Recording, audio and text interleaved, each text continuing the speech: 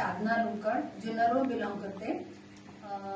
सुरुवातीला जेव्हा माझ्या बहिणीला कॅन्सरचं मला डॉक्टरकडनं कळालं तर मी खूप घाबरले होते की आता परिस्थिती नाहीये आणि आता एवढा खर्च म्हणजे कॅन्सर म्हटल्यावर सगळेच घाबरतात, तर कसं होणार. तर ती गाठ अशी बरीच मोठी होती, तर समजत नव्हतं नेमकं काय करावं. तर मला नेमकं माझ्या जाऊबाईंनी सांगितलं की असं असं प्रोडक्ट आलंय आपल्या मंजरी मॅमकडे, तुम्ही बघा.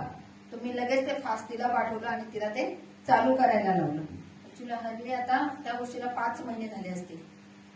तिला ते घ्यायला लावलं आणि तिला केमो पण सुरुवात केली आम्ही आणि आळंदीलाच केमो झाले. केमो करता करता हा ज्यूस घेतला, पण तिला बाकीचं कुठल्याही एखाद गोळी वगैरे काही द्यावी लागली नाही. आणि आता तिचा पेट स्कॅन केलाय तर रिझल्ट मध्ये तर गाठ कुठं लागत नाहीये.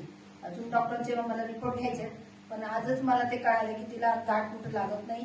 चांगली बटाटे इतकीशी मोठी सारी गाठ होती आणि ती वर छातीवर सरकलेली होती. 2nd लेवलचा कॅन्सर होता तो.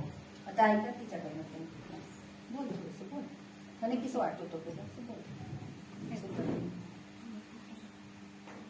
त्रास मला होता तो स्टार्टिंगला पडले होते आणि त्याच्यामुळं दोन्ही त्याचं जास्त साईड इफेक्ट झालं माझ्या शरीरावर. ज्यावेळेस रिपोर्ट केले त्यावेळेस ते उघडीस आलं की मला कॅन्सर झालेलं आहे आणि आता त्यातून पूर्णतः बरी झाल्यासारखंच आहे. पण आता रिपोर्ट मध्ये तर नील दाखवते. थँक्यू.